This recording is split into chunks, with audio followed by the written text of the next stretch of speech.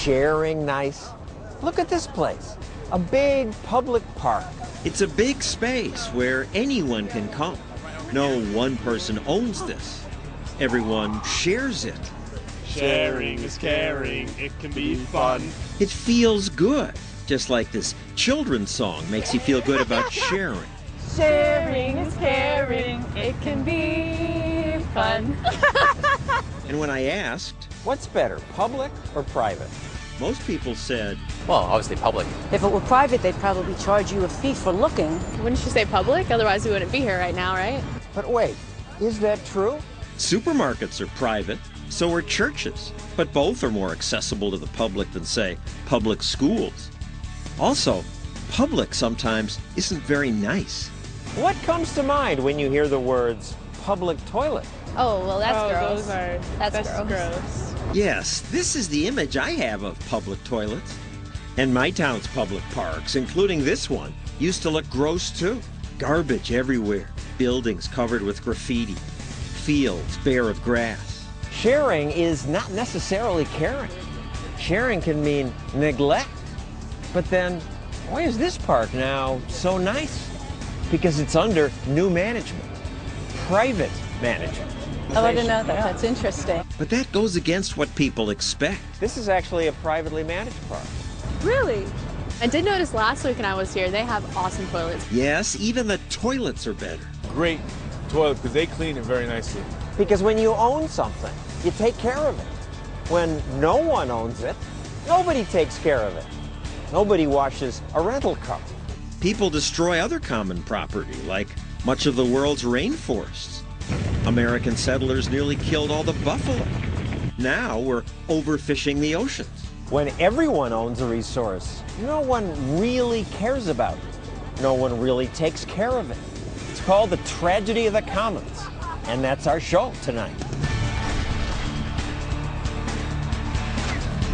And now, the man who shatters conventional wisdom, John Stossel.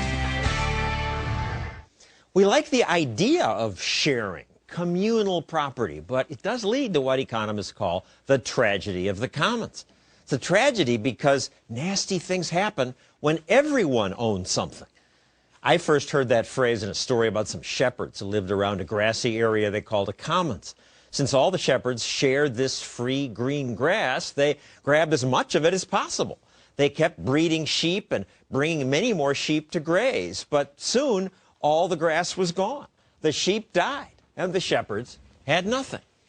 So then they divided the commons into parcels. Now each shepherd owned one. Each had an incentive to limit the number of sheep that grazed on his grass.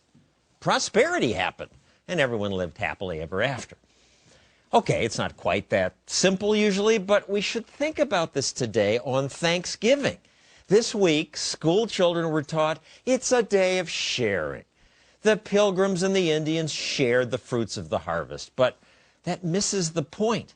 I assume most of their teachers don't even know that thanks to sharing, the Pilgrims almost starved. George Mason University economist Russ Roberts knows the real Thanksgiving story. So, Russ, what's the real story? Well, there's an important lesson we learned from the Pilgrims, which was when they first came to this country, they thought it'd be nice to share. So they had communal property. They had a big area that they farmed, and their idea was... The corporation actually ordered them to share. Yeah, we're going to work on this together, and then we'll divvy it up equally. Well, that first winter was pretty harsh, and it was cold, and a lot of them got sick. They were in a new place. But they also didn't grow much food. They didn't grow much food for two reasons. One was, if everybody's working together, there's a tendency to shirk. You say, well, let the other guy do it. I'll still get my share. Similarly, on the other end, when the stuff grew and the harvest came, some people poached. They picked the fruit. It was corn in this case, typically. They picked the corn early, thinking, I'll get a whole ear of corn if I pick it and keep it myself in the middle of the night. Otherwise, I'm sharing it with everybody else. I want to grab my share before the other guys get. Yeah, and get a bigger share overall as a result. So their productivity in that first year was atrocious, and Governor Bradford realized this immediately after he saw what happened, that the incentives were wrong. Governor Bradford wrote in his diary, what must they do so they might not languish thus in misery? Now, your turn. What'd they do? So what they did is what Governor Bradford did is he imposed the right kind of incentives on the system, which is to say, if you produce it, you get to keep it. It's really the essence of capitalism. You work hard, you produce something, it's yours. If you shirk and you're lazy, you don't get much to keep. And in Bradford's words, they should set corn, every man for his own particular, and so assign every family a parcel of land. And this simple change took them from near starvation to enough plenty to invite the Indians in and say, let's share. I don't think they were celebrating Thanksgiving because they'd realized that capitalism works and communal property is a failure. I think they're just happy to be alive. And I'm sure they shared with the Indians because they were probably good people to get along with. Nothing wrong with sharing. The real lesson here is what is the role of incentives? And in private property, as opposed to communal property, the incentives for hard work and stewardship to take care of the land and use it productively are there. With communal property, it's very weak. Just owning your own stuff makes you work harder to take care of it. It's not really a surprise.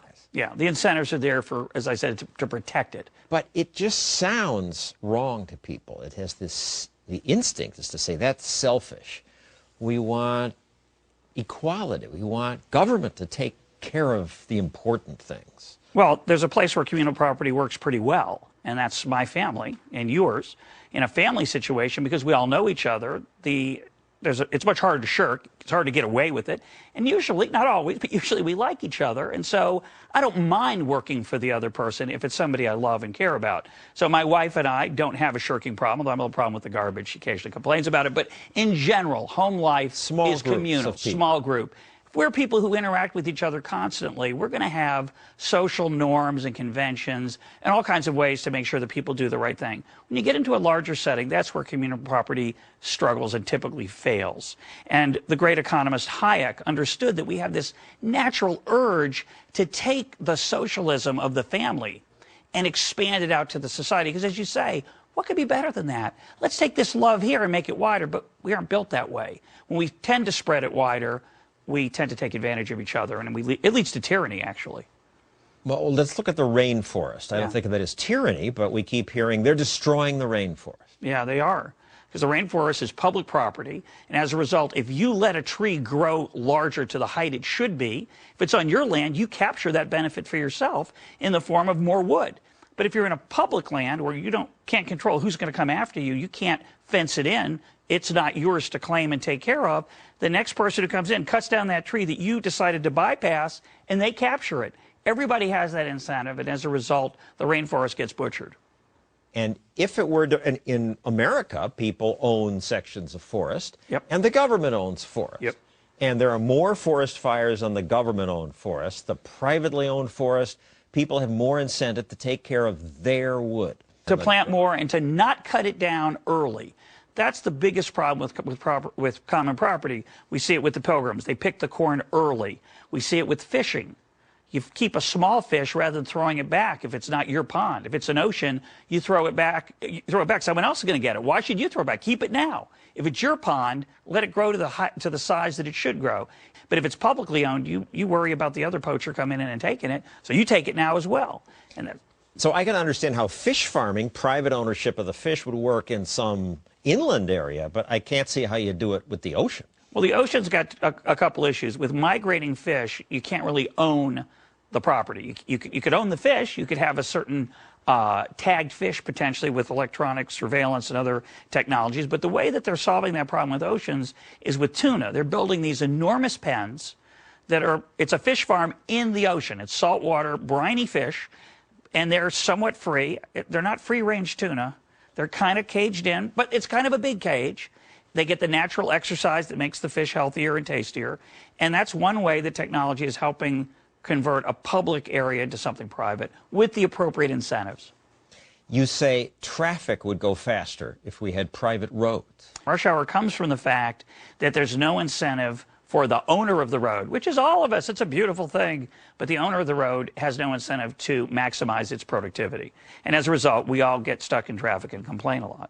Finally, animals, endangered animals. What should we do about that? And bear in mind that we are on Thanksgiving. Sure. There's no turkey shortage. Yeah, it's an amazing thing. Some animals are scarce and some animals are plentiful. We worry about animals going extinct. We worry about endangered species. Now, here's the puzzle. If you wanted to save an animal, would you encourage people to eat it or not eat it? Well, you'd think Don't eat. Don't eat it. Eating makes one less. But if you can make a profit from eating it, that creates the incentive. And if you can privatize the ownership, that creates an incentive to take care of it and grow them. And so as a result, there's plenty of turkeys, plenty of chickens, and other animals are scarce because there's no incentive, unfortunately, to take care of them. So both humans and hawks eat chickens, but the more hawks, the fewer chickens. The more humans, the more chickens. Yeah, that was an insight of Henry George, early economist. And he understood that this nature read in tooth and claw that when more hawks, they eat the chickens, it's going to deplete the population if they get too numerous. But if we get numerous, more chickens. That is the power of incentives. We then protect chickens, we breed chickens, we make sure we've got plenty of them. And there's a profit to be made from growing them and taking care of them and making them healthy and eating them. If we made it illegal to sell chickens, we'd be in trouble. Profit saves things. Thank you, Russ Roberts from George Mason University. Coming up, these animals are endangered too. What's the best way to save them? Kill them. That's right, let's kill them.